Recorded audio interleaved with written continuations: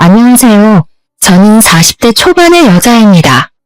잘 알려진 속담 중에서 뿌린 대로 거둔다라는 말이 있죠. 내가 마음을 좋게 쓰면 좋은 일이 따라오고 나쁘게 행동하면 결국은 나쁜 결과를 초래하기 마련이잖아요.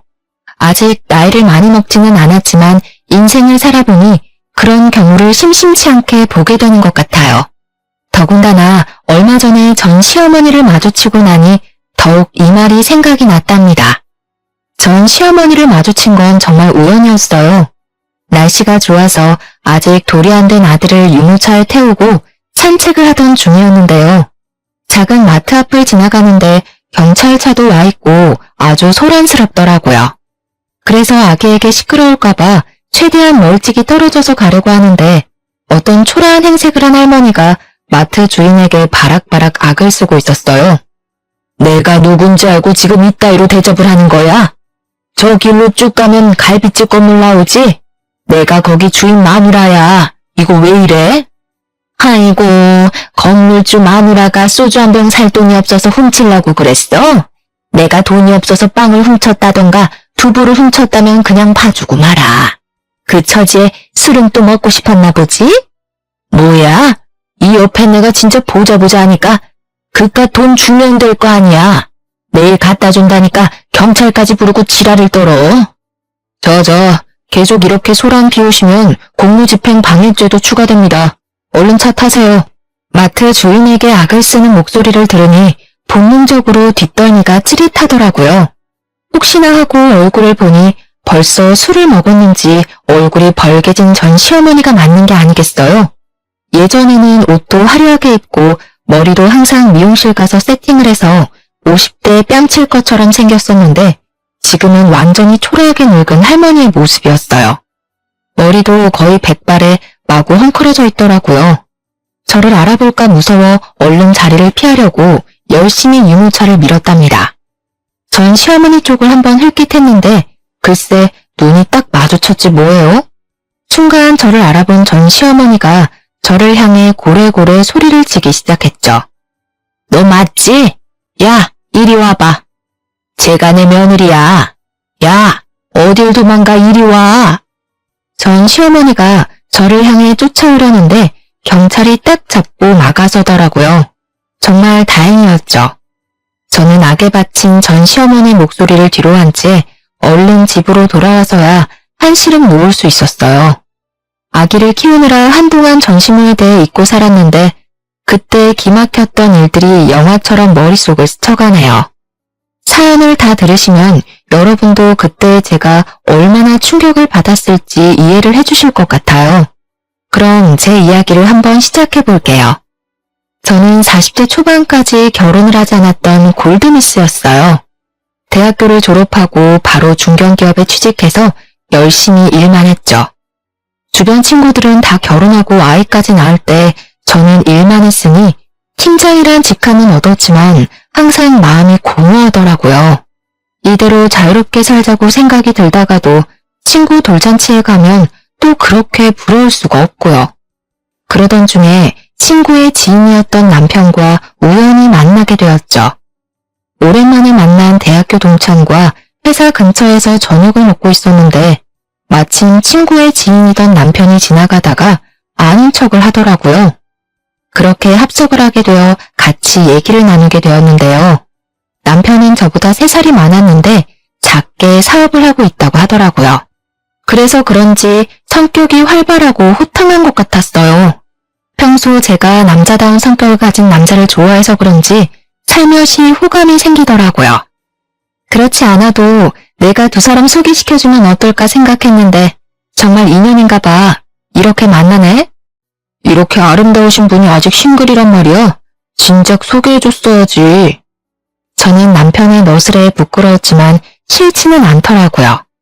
그렇게 연락을 이어가며 몇 번 만나다 보니 자연스레 사귀는 사이가 되어 있었죠. 서로 나이가 많이 찼다 보니 결혼 얘기도 빠르게 나오게 되더라고요. 만난 지 1년도 되지 않았는데 남편이 프로포즈를 했고 저도 받아들였죠. 처음 시댁에 인사를 드리러 가게 되었는데 제가 아무래도 나이가 있다 보니 좀 긴장이 많이 되었답니다. 시댁은 5층짜리 건물 가장 꼭대기층에 살고 있었는데 그 건물이 시부명이라고 하더라고요. 1층은 그 동네에서 유명한 갈비집이 들어와 있어서 보통 동네에서 갈비집 빌딩이라고 부른다고 했죠. 건물에서 나오는 월세로 생활을 하신다고 하는데 금전적으로 넉넉하게 지내고 계시는 것 같았어요. 집 안에 들어가 보니 시모가 원해서 인테리어를 새로 한 지 얼마 되지 않았다고 해요.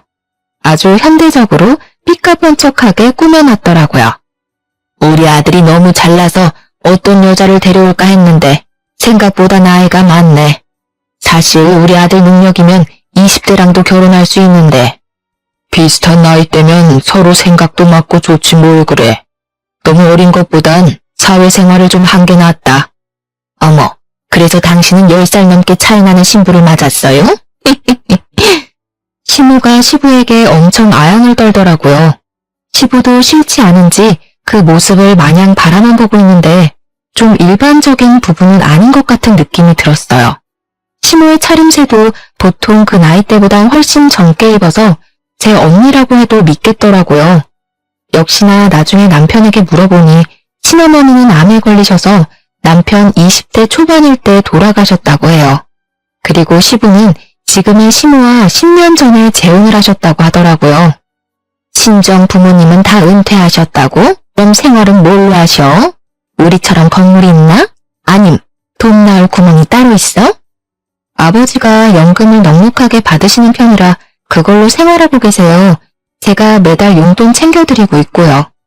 뭐 그럼 딱히 넉넉하진 않겠네. 우리 집안이랑 좀 차이가 나서 좀 그렇네.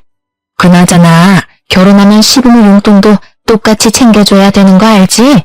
그런 건 기본 중에 기본이잖아. 애들 힘들게 일하는데 용돈은 무슨. 내가 돈 충분히 주잖아. 괜히 그런 걸로 애들 괴롭히지 마. 저는 사실 시댁에서 결혼을 반대하면 당연히 툭툭 털고 안 하려고 생각하고 있었어요. 시모가 하는 말이 마음에 걸려서 결혼에 대해 다시 생각해봐야겠다는 마음이 들었죠. 친구들에게 하도 고부 갈등에 대한 하소연을 많이 들어서 굳이 피곤하게 그런 걸 경험하면서 살고 싶진 않았거든요. 저는 제 커리어에도 자부심이 있고 연봉도 나쁘지 않기 때문에 그런 대접을 받으면서까지 진행할 필요는 없으니까요. 하지만 시부가 트인 생각을 가진 분 같았고 결혼하라고 시원하게 지원을 해주시더라고요. 남편이 시원시원하게 결혼을 밀어붙여서 정신이 들었을 땐 이미 결혼식을 다 끝내고 신혼여행까지 다녀온 후였답니다. 결혼을 했다고 해도 일은 놓고 싶지 않았기에 회사는 계속 다니고 있었죠.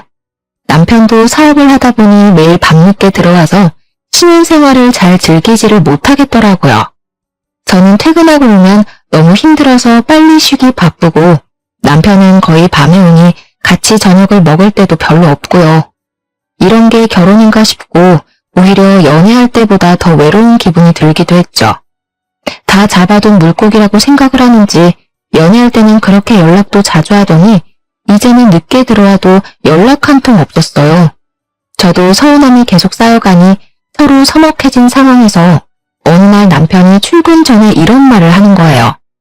근데 우리 나이도 있는데 아기를 먼저 가져야 되지 않아? 나는 나를 닮은 애를 꼭 갖고 싶거든.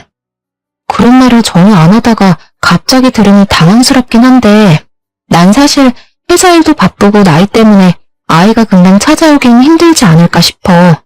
만약 시도해봐도 안 되면 난 딩크도 생각한 적 있긴 하거든. 딩크? 말도 안 되는 소리 하지 마. 결혼했으면 무조건 한 명이라도 아이는 낳아야지. 당신 일이야. 아이 낳고 다시 해도 되잖아. 지금 뭐가 급한지 몰라? 저도 저를 빼닮은 아기를 갖고 싶었고 남편이 너무나도 아이를 원했기 때문에 열심히 노력해보기로 했어요. 친정엄마가 임신이 잘 되는 한약도 지어다 주셔서 빼놓지 않고 먹었죠. 몸이 건강해야 한다고 해서 평소에 운동도 싫어했지만 요가 수업도 듣기 시작했답니다. 저는 제 나름대로 노력을 하고 있는데 먼저 임신 계획하자던 남편은 무슨 생각인지 전혀 협조를 안 하더라고요. 사업한다고 일주일에 5일은 술을 먹고 들어오길래 아이가 갖고 싶으면 술을 끊어야 한다고 몇 번이나 말해도 듣지 않았죠. 당신 아기 갖고 싶다며 내가 술 먹지 말라고 했지. 내가 운동을 하라고 했어. 인스턴트를 못 먹게 했어. 그런 거 다 못해도 술이라도 끊어달라고 했잖아. 어이씨, 네가 사업에 대해 뭘 알아. 사업은 접대야. 거래를 틀려면 접대를 해야 된다고. 이게 다 일하는 거라니까? 나만 한약 먹고 운동하고 노력하면 뭐해. 하늘을 봐야 별을 따지. 나중에 내 탓하지 마. 야, 애는 네가 낳는 거지 왜 나한테 그래? 네가 20살이었어 봐. 내가 술을 먹든 말든 그게 무슨 상관이야? 매일 같은 문제로 싸우기 시작하니까 남편한테 점점 정이 떨어지더라고요. 결혼을 해도 행복하지가 않고 매일 스트레스를 받으니 점점 후회가 되기 시작했어요. 저는 더 이상 남편이 술을 먹고 와도 말도 걸지 않고 먼저 자버렸죠. 그랬으면 저의 달라진 태도를 알아채고 반성을 해야 되는 거 아닌가요? 제가 신경을 껐다고 생각을 했는지 아예 새벽 늦게 들어오는 날이 점점 늘어나기 시작했답니다. 그러던 어느 날은 인사불성이 돼서 회사 직원이 집까지 데리고 왔더라고요. 남편은 현관복도에 널브러져서 여기가 어딘지도 모르는 모양이었어요. 남편이 토를 하려는지 자꾸 욱욱대서 남편을 억지로 일으켜 앉혔죠. 그리고 귀 양쪽에 비닐봉투를 걸어버렸답니다. 야, 이거 뭐야? 아, 답답해. 아, 이거 빼. 야, 예솔아. 우리 예솔이가 제일 부드럽다니까. 남편이 비닐봉투를 확 빼더니 제 다리를 쓰다듬기 시작했습니다. 저는 너무 화가 나서 온 힘을 다해 남편 얼굴을 확 밀쳐버렸답니다. 남편이 억소리를 내면서 바닥에 머리를 쿵 찧었어요. 정말 남편이 나를 배신했다는 생각에 너무 실망스럽고 화가 머리끝까지 났죠. 이런 남자를 믿고 아이를 가지려고 노력하는 게 맞는 건가 싶은 마음이 들었답니다. 그 뒤로 한동안 저는 남편과 단 한마디 말도 섞지 않았어요. 남편도 자신이 실수한 걸 알았는지 저에게 섣불리 말을 걸지 못하더라고요. 저녁에도 일찍 들어오는 날도 생겼지만 전 신경 쓰지도 않고 안방 문을 걸어 잠궈버렸죠. 주말엔 몇 주 전부터 시댁 식구들과 저녁 모임을 하기로 약속을 잡아놓은 상태라 가야 될지 말아야 될지 고민이 되었는데요. 안 가면 둘이 싸웠다는 걸 시부모님도 다 알게 될 테고 그럼 또 시끄러워질 게 뻔하니까 생각만 해도 머리가 아프더라고요. 내가 실수한 건 인정할게. 이제 술 먹는 거 자제할 테니까 오늘은 같이 자자. 당신이 아버님 무서워서 이러는 거 다 알아. 내가 그때 술 주정하는 걸 녹음해놨어야 하는데 분해 죽겠어. 오늘 가서 아버님한테 당신이 아가씨들 있는 곳까지 드나든다고 말할 건데 그래도 같이 가줬으면 좋겠어? 여보, 왜 그래? 아버지 아시면 진짜 난리나. 돈 빌려주신 거 당장 갚으라고 하실 거라고. 접대 때문에 어쩔 수 없이 한두 번 간 거야. 술 취해서 제정신 아니었잖아. 한 번만 봐줘. 다신 안 그럴게. 기분 좀 풀어, 응? 알았어. 그럼 오늘은 같이 가줄 테니까. 난 더 이상 아이 가지려고 노력 안 할 거니까 그렇게 알아. 당신 태도가 바뀌면 그때 생각해 볼 거야. 그렇게 남편과 함께 시댁으로 향했어요. 사이가 서먹해져서 어색한 공기가 내내 감돌았죠.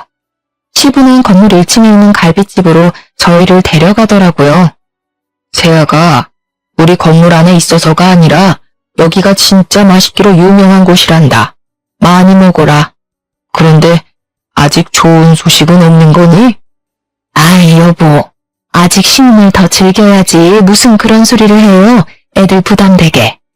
젊은 나이가 아니니까 얼른 아이 낳고 즐겨도 충분하다. 내가 자식은 이놈 하나라 손이 아주 귀해. 내가 손주 하나만 있으면 소원이 없겠다. 새아가가 아들만 낳아주면 내가 이 건물 너희들 공동명의로 바로 증여해주마. 정말이요? 아버지 눈에 흙 들어가실 때까진 절대 안 주신다면서요. 아들만 낳으면 증여해 주실 거예요? 여보, 기분 좋다고 너무 앞서 나가시네. 아직 아기도 안 가졌는데 그런 약속을 하시고. 실없는 소리라고 생각해들. 어튼 소리 아니다. 내가 오래 생각한 끝에 새아가를 보고 얘기하는 거니까 새아가는 떡두꺼비 같은 손주만 나에게 안겨다오. 저는 사실 건물엔 크게 관심이 없어서 시큰둥했는데요. 준다면야 감사히 받겠지만 아들 낳으라는 조건을 저렇게 거시니 기분이 썩 좋지는 않았어요. 저는 제 나름대로 돈도 잘 벌고 있고 제 힘으로도 충분히 나중에 우리 힘으로 집도 장만할 수 있을 거라는 자신감이 있었거든요. 하지만 남편은 그 말을 듣고 얼굴에 광채가 돌더라고요.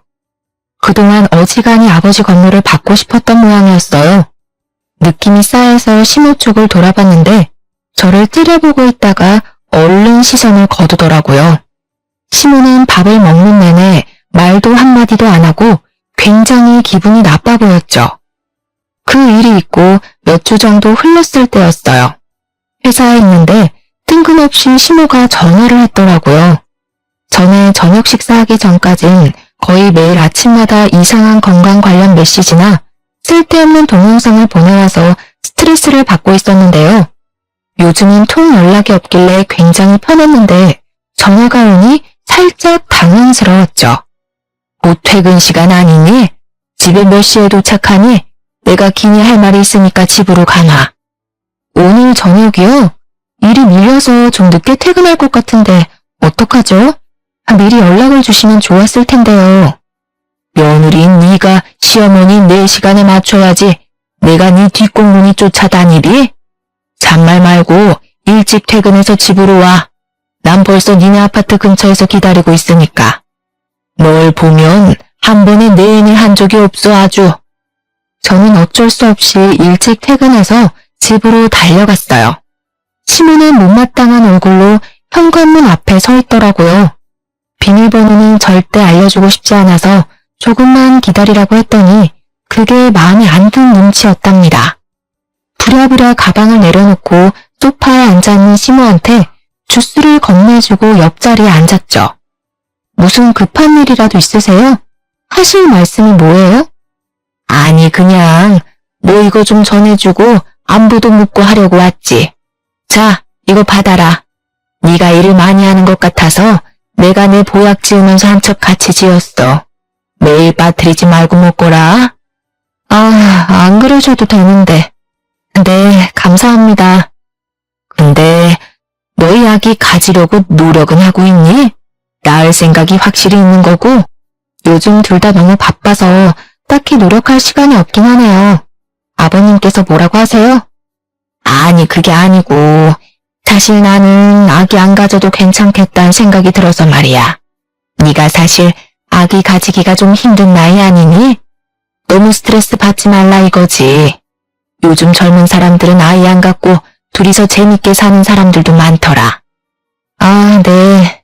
근데 재우 씨가 아이를 너무 원하긴 해서요. 저도 한 명은 낳고 싶어서 생기면 축복이죠. 재우야 그렇다 쳐도 너도 속이 훤히 보인다. 너도 건물이 받고 싶긴 한가 보구나. 그거 아버님이 그냥 하신 말씀이니까 흘려들어. 요즘 시대에 너처럼 자기 일하면서 사는 게 좋은 거야. 아기 가지면 회사도 관둬야 되지 않니? 여러모로 잘 생각을 해봐라. 시모는 쌀쌀맞게 말을 끝내고는 바쁘다면서 횡하고 가버리더라고요. 아이를 갖길 바랄 줄 알았는데 완전히 반대로 말을 하니까 어안이 벙벙했어요.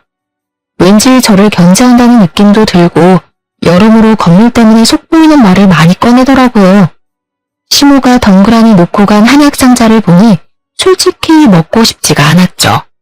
마침 지금 먹고 있는 한약도 있으니까 굳이 또 먹을 이유는 없어서 그냥 창고에 처박아 두었답니다. 그런데 하루는 이상하게 남편까지 일찍 들어와서 저를 들들 볶더라고요. 저와 눈만 마주치면 임신 얘기를 하는 통에 스트레스가 쌓일 만큼 쌓여 있었거든요. 제가 애 낳는 기계도 아니고 뚝딱하면 애가 들어서는 것도 아닌데 주변에서 왜 저를 갖고 난리를 치는지 미치겠더라고요. 다음 달에도 임신 안 되면 우리 시험관이나 그런 걸로 해보자. 사실 당신 나이 때문에 자연 임신 안 될 확률이 많대. 시험관만 하면 애가 자판기에서 나오듯이 나올 줄 알아? 그게 얼마나 힘든 건데. 난 매일 주사도 맞아야 되고 왜 나만 힘든 걸 다 견뎌야 되는데? 야, 그럼 내가 낫냐? 여자가 낳는 거잖아. 나도 답답하다고. 에이, 이럴 줄 알았으면 어린애랑 결혼하는 건데 아버지가 갑자기 그런 걸로 건물 준다고 할 줄 누가 알았냐고. 지금 그 건물 받으려고 이 난리를 치는 거야? 아기를 무슨 돈 버는 수단으로 생각하니? 당신은 막상 아기 낳으면 똥기저귀 한 번 안 갖다 버릴 위인이야. 나야말로 당신이 이렇게 임신으로 나 스트레스 줄 줄 알았으면 절대 결혼 안 했어. 이게 보자 하니까 너 말 다 했어? 아, 이래서 나이 어린 애랑 결혼했어야 돼.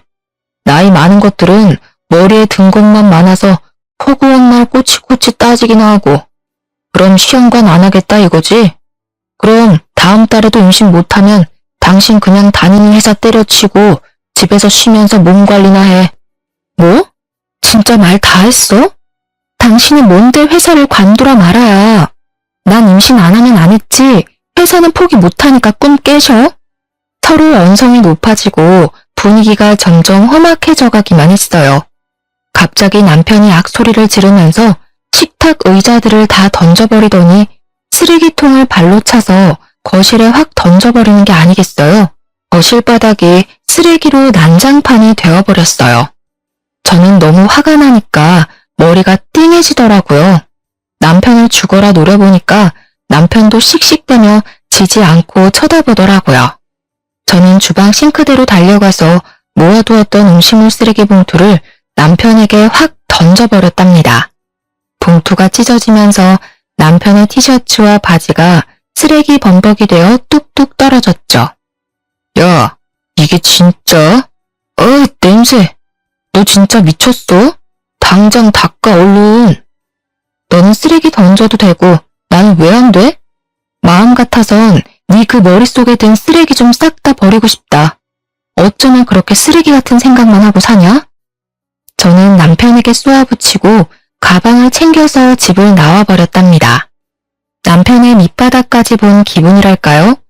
연애 때와는 너무 딴판인 모습에 같은 사람을 만나 싶었죠.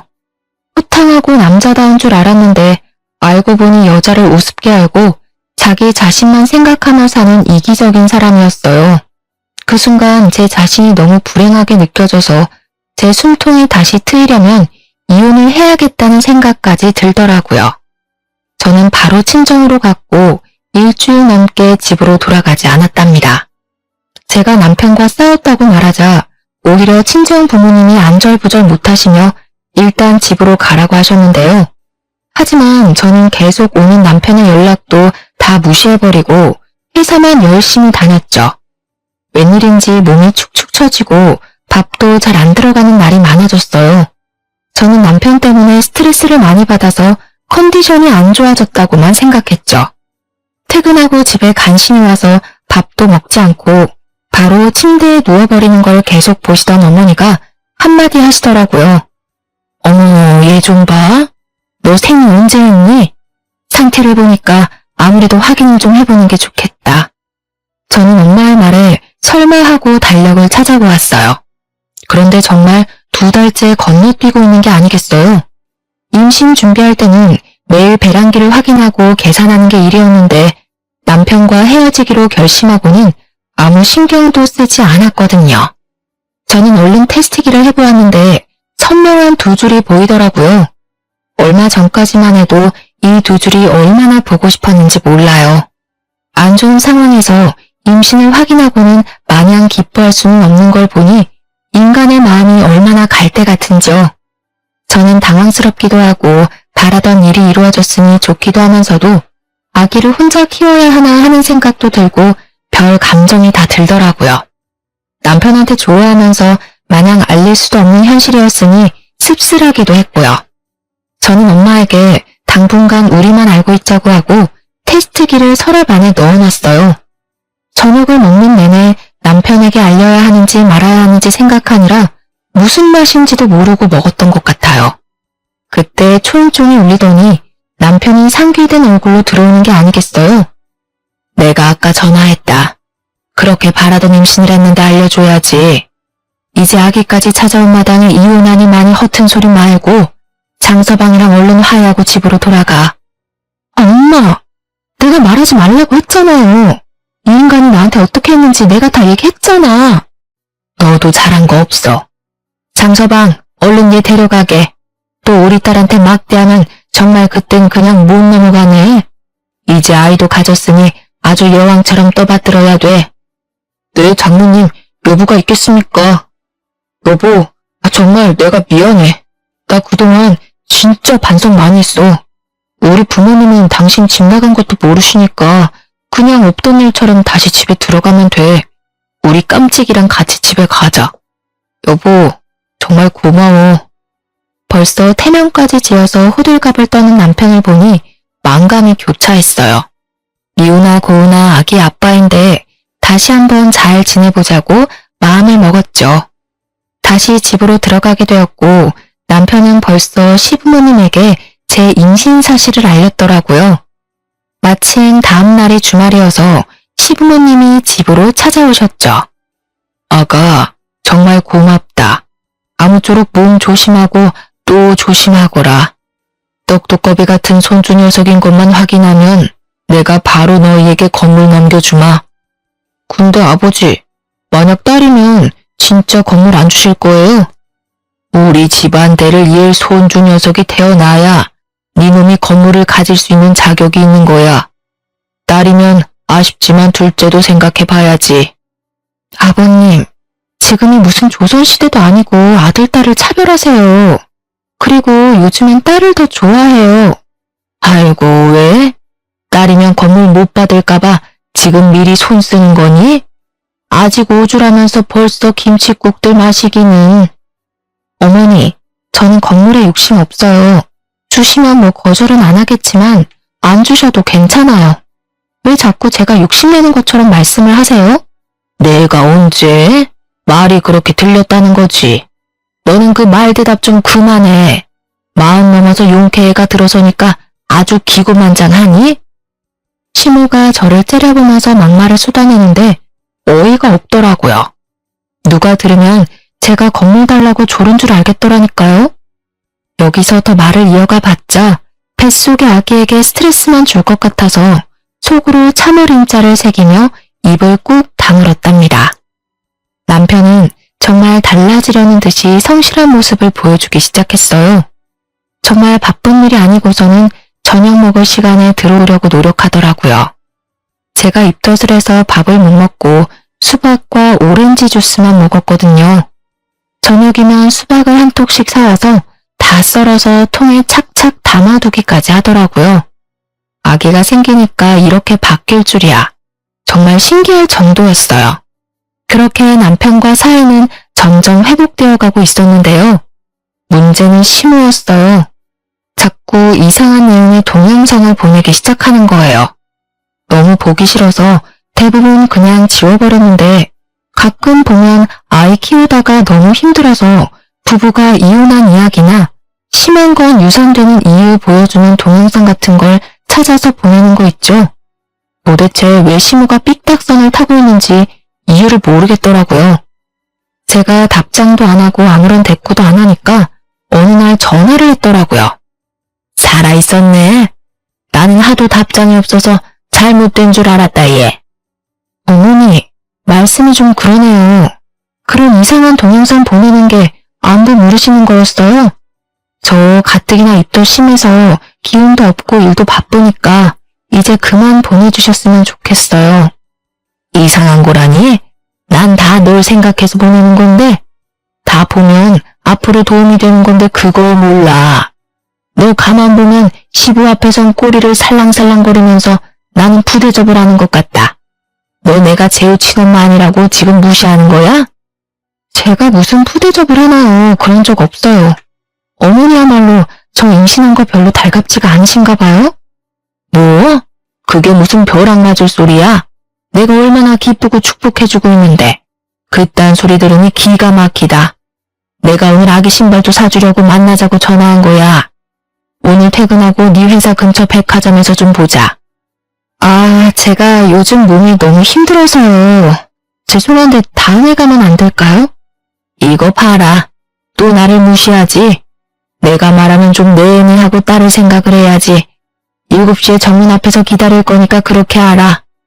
가뜩이나 주스만 먹고 영양해가면서 회사 사람들에게 내색도 못하고 일도 일대로 다 하고 있는데 백화점까지 가려니 너무 힘들었어요. 저는 결국 시어머니를 만나서 백화점 안으로 들어갔죠. 저는 아기용품 매장만 가서 얼른 사고 집에 가고 싶었는데 시어머니가 1층부터 제 팔짱을 딱 끼고 삥삥 돌며 구경을 하는 거예요. 어머님, 저 진짜 너무 몸이 힘들어서 얼른 아기 거 먼저 좀 사러 가면 안 될까요? 예, 백화점에 왔는데 구경을 좀 해야지. 아니, 겉으론 멀쩡해 보이는데 뭐가 힘들다고 그래? 배가 남산만큼 나온 것도 아니면서. 저도 임신이 처음이었지만 시모는 재혼 전에도 한 번도 아이를 가진 적이 없어서 그런지 임신 초기에 얼마나 힘든지 이해를 못하는 것 같았죠. 아기용품 매장이 있는 3층까지 구석구석 삥삥 도는데 정말 주저앉고 싶더라고요. 가까스로 정신을 부여잡고 시모가 골라준 아기 신발을 하나 받아들고 나왔어요. 이상하게 백화점에 앉아서 쉬는 의자가 없어서 잠깐 쉴 수도 없었거든요. 저는 빨리 집에 갈 생각만 하고 있었기에 엘리베이터 쪽으로 걸어갔어요. 시모가 뒤에서 저를 재빠르게 쫓아오더니 팔을 잡더라고요. 아유, 얘, 사람이 너무 많아서 한참 기다려야겠다. 너도 힘든데 우리 계단으로 내려가자. 그럼 금방이야. 네? 저 다리가 후들거려서 계단 못 가요, 어머니. 시어머니는 제 말도 듣지 않고 비상구 문을 벌컥 열었고 저를 기다리고 있더라고요. 제가 움직이지 않자 인상을 팍 쓰면서 오라는 손짓을 계속 해댔어요. 예, 빨리 오라고. 사람이 그렇게 많은데 저한테 소리를 삑 지르기까지 하더라고요. 저는 사람들 눈을 피해서 비상구 쪽으로 걸어갈 수밖에 없었어요. 난간을 꼭 잡고 내려가기 시작하는데 시모가 앞서가지 않고 제 뒤에서 따라오는 게 아니겠어요. 저보다 걸음도 훨씬 빠른데 뒤에 떡 버티고 있으니 불편하고 신경이 쓰였답니다. 거의 1층에 도착하자 한시름에 누워서 잠깐 쉬려고 하는 찰나에 다리가 휘청이면서 난간을 잡을 새도 없이 몸이 앞으로 고꾸라져 버렸답니다. 저는 계단을 대굴대굴 굴러서 바닥으로 떨어졌어요. 제가 잠시 정신을 잃었는지 시모가 소리치는 게 들렸었는데 깨어나 보니 병원 응급실이더라고요. 제 손을 붙잡고 울상이 된 남편의 얼굴이 보이고 뒤쪽으로 시부모님이 서 계셨죠. 여보, 괜찮아? 도대체 어떻게 된 거야? 초기가 가장 위험하다는데 조심해야지. 아기는? 아기는 무사한 거야? 응, 다행히도 아기는 무사하대. 걱정하지 마. 나 아까 어머니 전화 받고 얼마나 놀랐는지 몰라. 시부가 엄청 뭐라고 한 모양인지 시모는 풀이 확 죽어있더라고요. 이상은 없어서 바로 퇴원했는데 좀 캥기는 부분이 있었죠. 제가 넘어질 때 시모가 다리를 건 듯한 느낌이 들었던 것 같은 거예요. 근데 확실하지가 않고 저도 정신이 없었기에 그냥 넘길 수밖에 없었어요. 그 이후로는 왠지 시모와 거리를 둬야겠다는 생각이 들었답니다. 이제 임신한 지도 거의 12주가 가까워지고 있었어요. 이때쯤이면 아들인지 딸인지 알려주신다고 해서 남편이 정기검진 날짜만 엄청 기다리고 있더라고요. 입덧 도 사라지고 백화점 사건 이후로 시모도 연락이 없어서 평화로운 날을 보내고 있었는데요. 어느 날 주말에 남편도 약속이 있다고 나가서 저 혼자 푹 쉴 마음으로 여유롭게 아침을 먹고 있었죠. 갑자기 초인종이 울려서 나가보니 시모가 쫙 빼입고 서 있는 게 아니겠어요. 예, 얼른 옷 입어라. 병원이 1시면 문 닫으니까 빨리 가야 돼. 네? 갑자기 무슨 병원을 가요? 어디 아프세요? 나 말고 너 말이야. 내가 잘 아는 산부인과 의사가 있는데 내가 하도 너 노산이라 걱정을 하니까 한번 데려와서 검진도 싹 해주고 도움도 주겠다고 하더라. 어서 따라 나서. 저 지금 다니는 산부인과도 좋은 곳이에요. 저 괜찮아요. 그렇지 않아도 다음 주에 정기검진 가요. 또 말대답. 한 번에 좀 예의할 순 없어? 내가 다 우리 집안 잘 되고 너 잘 되려고 이렇게 사방을 다니면서 나서면 좀 고맙다고 따라 나서면 될걸. 빨리 못 나와? 유명한 의사라 약속 잡기 힘들어. 뜬금없이 와서 얼마나 호들갑을 떨면서 정신도 못 차리게 하는지 어느새 택시에 떠밀려서 타고 있더라고요. 그렇게 30분은 갔을까요? 무슨 변두리에 있는 것 같은 허름한 병원에 저를 데려가더라고요. 유명하다더니 들어갔는데도 환자 한 명 없었고 간호사 딱 한 명 앉아있더라고요. 저는 기분이 너무 나빴지만 일단 시모가 하는 대로 지켜봤죠. 무슨 병원이 접수도 안 하고 바로 진료실로 들어오더라고요. 의사는 시모와 비슷한 또래 남자였어요. 인상도 별로고 눈도 은은해 보여서 보는 순간 소름이 끼치더라고요. 그 의사한테 배를 보여줘야 한다니 너무 싫었는데 시모가 억지로 끌어서 침대에 눕히더라고요. 아주 건강한데? 그리고 아들이네? 이거 보이지? 뭐? 아니, 뭐요? 아들이요? 진짜 확실한 거예요? 저는 사실 그동안 초음파 사진을 보고 아들이라고 짐작은 하고 있었는데 이렇게 확인을 하게 되었네요. 시모는 아들이라는 소리를 듣고 얼굴이 파래지며 부들거리더라고요. 어머니, 저를 여기 왜 데려오신 거예요? 지금 설마 아들인지 아닌지 그거 확인하러 오신 거예요? 도대체 여기서 무슨 도움을 받으러 온 건데요? 저 지금 굉장히 기분이 나쁘거든요? 저는 의사 손을 팍 쳐버리고 침대에서 내려와 진료실 밖으로 나가버렸어요. 너무 열이 뻗쳐서 정수기에서 냉수를 한참 뽑아 마시고 심호흡을 했죠. 심호를 두고 그냥 나와버리려고 했는데 가방을 진료실 책상에 두고 왔더라고요. 그래서 다시 진료실 쪽으로 걸어갔는데 문이 살짝 열려진 채로 둘이 심각하게 얘기를 하고 있더라고요. 어떻게 방법 없겠어? 아니 하필 왜 아들이야? 혹시 먹으면 잘못되는 그런 약 같은 건 없어? 이미 손 쓰기엔 너무 늦었어. 약 먹는다고 해도 잘못하면 장애아로 태어날 수도 있는 거고 아주 위험해. 그러게 내가 좀 더 빨리 끌고 오랬잖아. 저 화상이 말을 들어먹어야 말이지. 오늘도 끌고 오느라 얼마나 힘들었는데. 그럼 수술밖엔 방법이 없는 거야? 대화를 듣고 있으니 머릿속이 하얘지며 몸이 부들부들 떨려왔죠. 임신을 달가워하지 않는 건 느끼고 있었지만 이렇게 무서운 생각을 하고 있는지는 상상도 하지 못했으니까요. 시모의 소름 끼치는 두 얼굴을 보니 어떻게든 증거를 남겨야겠다는 생각이 들었어요. 다행히 주머니에 핸드폰이 있어서 뒤늦게라도 얼른 비디오를 찍었답니다. 그리고는 혼자 서둘러 나와 집으로 가버렸어요. 저는 저녁에 남편이 올 때까지 기다렸다가 함께 시댁으로 갔어요. 제가 집 안에 들어서자마자 시모가 큰 소리를 치기 시작하더라고요. 연락도 없이 너 혼자 가버리면 어떡하니? 가방도 두고 가서 얼마나 걱정했는지 알아? 애가 기본이 안 돼 있어. 걱정이요? 같이 있다간 또 무슨 수작을 부릴지 모르니까 제가 얼른 도망친 건데요? 뭐? 수작? 이게 아주 막 나가네. 내가 재혼했다고 지금 이렇게 무시를 하는 거야? 여보, 얘 말하는 것 좀 봐요. 나를 얼마나 무시하는지 봤죠? 이간질 시키려면 상대 봐가며 제대로 했어야죠. 그럼 이건 어떻게 설명할 건데요? 저는 아까 찍은 비디오를 열어 시부모와 남편에게 보여줬습니다.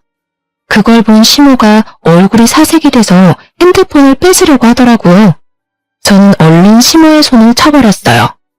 내가 참아보려고 했는데 사람이 할 짓이 있고 못할 짓이 있는 거예요. 아무리 친자식이 아니라도 어떻게 손주를 잘못되게 할 생각을 할 수가 있어요? 이게 지금 우리 아기 두고 하는 말이란 말이야? 이 아줌마가 진짜 미쳤네? 그동안 아버지 생각해서 대우해줬더니 진짜 내 엄마라도 된 것 같아? 아, 딱 알겠네. 이 건물 나한테 넘어갈까봐 이런 짓을 꾸민 거지? 그렇다고 이게 당신께 될 것 같아? 아니, 그게 아니라 오해가 있는 것 같은데 우리 손주 얘기를 한 게 아니라 이 의사가 내 친구인데 다른 환자 얘기를 한 거야. 너는 나한테 물어보지도 않고 이렇게 오해를 하니? 오해요? 일부러 저기까지 끌고 가서 뭔 짓을 하려고 했는지 저 의사 데려다가 물어볼까요? 내가 이걸로 저 의사 고소할 수도 있어요. 그리고 예전에 나한테 준 한약도 몸 차게 만들어서 애 못 갖게 하는 약이었던 거 내가 모를 줄 알았어요. 그냥 넘어가 주니까 누굴 바보로 알아요? 갑자기 시모의 얼굴이 울그락 푸르락 대더니 제 뺨을 세게 내려치는 게 아니겠어요. 저는 너무 놀라서 바닥에 주저앉았어요. 남편이 시모를 확 밀치고 저를 일으켜 안았죠. 이 여자 진짜 미친 거 아니야? 감히 누굴 건드려? 아버지, 왜 이 꼴을 보고도 아무 말이 없으세요? 예? 시부는 아주 침착한 표정으로 소파에 앉아있다가 안방으로 들어가 무슨 서류 봉투를 가져오더라고요. 그러더니 시모의 얼굴에 확 던져버렸죠. 당신 왜 이래요? 이건 또 뭐예요? 시모는 인상을 찡그리며 서류 봉투를 열어보았어요. 봉투 안을 들여다본 시모 얼굴이 순식간에 새하얘져서 말을 더듬기 시작하더라고요. 마치 연마대왕을 본 것 같은 표정이었죠.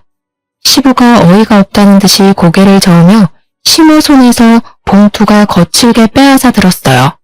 그리고는 봉투 속에 든 사진들을 시모의 얼굴에 쫙 뿌려버리더라고요. 당황한 시모가 어떻게든 사진을 숨기려고 땅바닥에 엎어져 추한 꼴을 보이기 시작했어요. 남편도 사진 한 장을 뺏어 들고 자세히 보고 있길래 저도 사진들을 살펴봤는데 시모가 다른 남자들과 찍은 사진들이었어요. 웃긴 건 한 명이 아니라 다 다른 남자들이더라고요. 그 중에는 기가 막히게도 오늘 봤던 의사의 얼굴도 보였죠. 이 옆에네야, 내가 바보라서 여지껏 속아줬다고 생각하지? 그동안 나 몰래 월세 빼돌려서 그 돈 흥청망청 쓰고 다닌 거 누가 모를 줄 알아? 그걸 알아내다 보니 니년이 이렇게 남자를 돌아가며 만난다는 걸 알게 됐지. 더 할 말 있어? 여보, 월세는 내가 가끔 받아 쓰긴 했는데 진짜 몇 번 안 돼요. 다신 안 그럴게요. 한 번만 봐줘요, 네? 이건 다 오해예요. 다 같은 모임 친구들이라고요. 친구들? 너는 친구랑 이런 데도 들어가냐? 네가 내 재산을 빼돌린 것도 모자라 나를 배신해. 거기다가 내 손자한테까지 손을 대려고 해. 너는 내가 봐줄 수가 없어. 돈도 모자라 이 건물까지 탐으려고 감히 내 손주를 건드려? 시모는 화장이 다 번져서 거머진 눈물을 줄줄 흘리며 시부의 다리를 붙잡고 늘어지더라고요. 여보, 제발 한 번만 봐줘요. 지금부터 죽은 듯이 살게요. 제발 버리지만 말아요. 당신 없이 나는 못 살아요. 내가 아니라 내 돈 없이 못 사는 거겠지. 당장 내 집에서 꺼져. 지금 안 나가면 내 손주 건드린 채 톡톡히 몰릴 줄 알아. 이게 당신한테 주는 마지막 힘은 시부의 손에 끌려서 건물 1층 밖까지 쫓겨나갔어요. 창문 밖으로 보니 시모는 건물 앞에 주저앉아서 소리를 지르며 울고 있더라고요. 몇 시간이 지나도 그 앞에 있어서 사람들이 웅성웅성 대기도 했죠. 보다 못한 남편이 경찰에 신고를 했고 경찰과도 한창 실랑이를 하다가 결국은 경찰차를 타고 가면서 마무리가 되었답니다. 그 후로 매일 시모가 건물 앞에 와서 시부를 찾으면서 울어서 영업 방해로 여러 번 경찰이 찾아오기도 하고 소란이 계속되었다고 해요. 시부가 저와 아기의 안전을 위해서 출산 때까지 시댁에 오지 말라고 해서 시모를 그 후로 보진 않았답니다. 시부는 소송을 진행해서 시모한테 돈 한 푼도 주지 않고 이혼할 수 있었어요. 시모는 남은 돈으로 변호사까지 고용해서 어떻게든 재산을 분할받으려고 발악을 했지만 불리한 증거가 너무 많아 통하지 않았죠. 저는 무사히 아들을 순산했고 출생 신고하는 날에 맞춰 시부가 선물처럼 건물을 증여해 주셨답니다. 집안에 분란을 일으키던 시모가 사라지고 아기가 태어나니 웃을 일이 많아지고 평화가 찾아오더라고요.